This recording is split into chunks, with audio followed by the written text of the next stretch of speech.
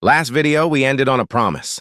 We told you there's a misconception about what that yellow license plate actually means. Here it is, and it has nothing to do with what most people assume. If you've looked at K-car listings online, you already know the tax breaks, the cheaper insurance, the relaxed parking rules. We covered all of that last time. What we didn't cover is the plate itself. And most people, including a lot of Japanese drivers who've owned a K-car their entire life, misread what that yellow color is actually communicating. Here's the assumption: almost everyone makes yellow plate, small car, so it must be the budget or entry-level option. Maybe even something to be a little embarrassed about. That assumption is backwards. The color has never once tracked price or condition. A K-car straight off the showroom floor gets a yellow plate. So does one that's 20 years old. What the color actually tracks is two completely different questions. Is this vehicle K-class or regular class, and is it being used privately or for business? That gives you exactly 4 combinations. Yellow background, black text, a privately owned K-car. Black background, yellow text, a K-car being used for business. White background, green text, a privately owned regular car. Green background, white text, a regular car used for business. Notice what's missing from that list. There's no combination anywhere in there for cheap or expensive. Value was never part of the equation. Now, here's something that surprises almost everyone. K-cars didn't always have a yellow plate. For the category's first couple of decades, K-cars actually carried a white plate with green text, visually almost identical to a regular private car, just physically a smaller piece of metal. If you'd seen one parked next to a full-size sedan back then, the plate alone wouldn't have told you which was which. So what changed? In the early to mid-1970s, K-cars were switched over to their own distinct yellow plate. And the reason has nothing to do with taxes and everything to do with the highway. And the switch wasn't instant for every vehicle on the road either. Existing K-cars didn't get their plates swapped out overnight.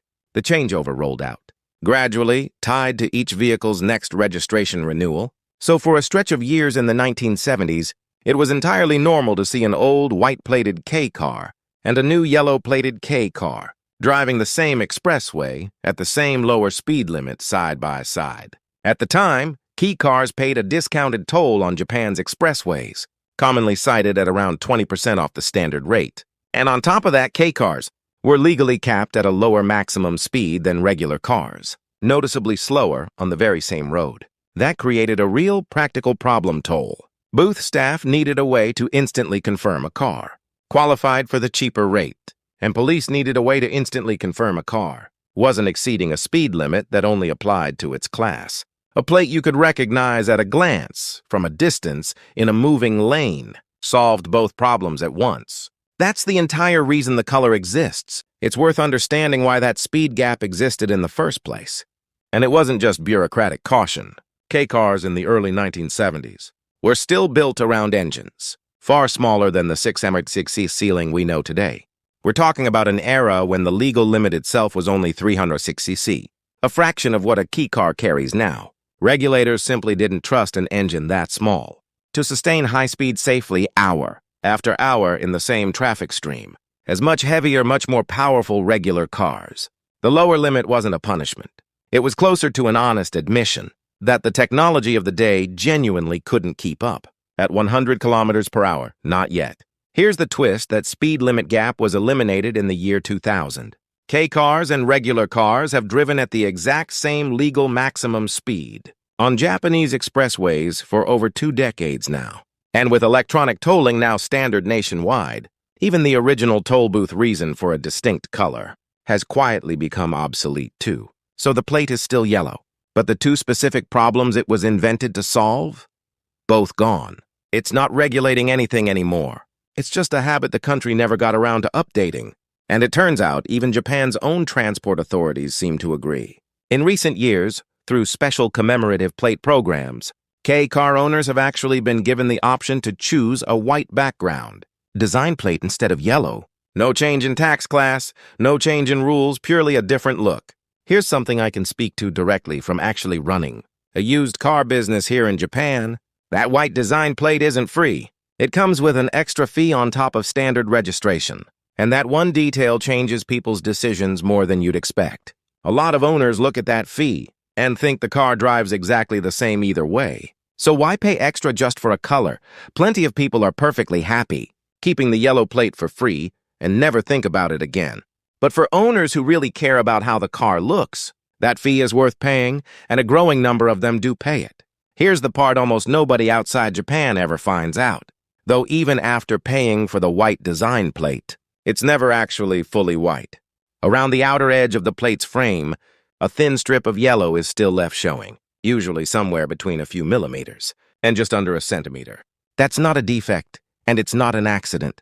It's built into the design on purpose, specifically so that even with a white plate mounted on the car, a police officer can still identify at a glance that the vehicle underneath is legally classified as a key car. Some owners try to hide even that last sliver of yellow by buying a separate license plate frame that clips around the plate itself.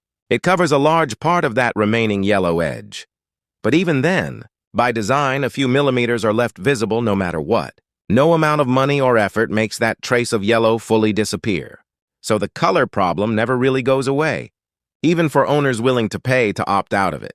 Somewhere on every single K car in Japan, whether it's the entire plate or just a sliver, you'd need to be standing right next to the bumper to notice that yellow is still there, quietly doing the one job it's had since the 1970s, telling anyone who needs to know, at a glance, exactly what kind of vehicle this is. There's one more layer worth understanding here, and it applies more to K-vans than K-trucks. Most of Japan's delivery work runs on K-vans, carrying that black and yellow business plate, not trucks. K-trucks do occasionally carry a business plate, too, usually tied to a farm or a small construction crew rather than a delivery route.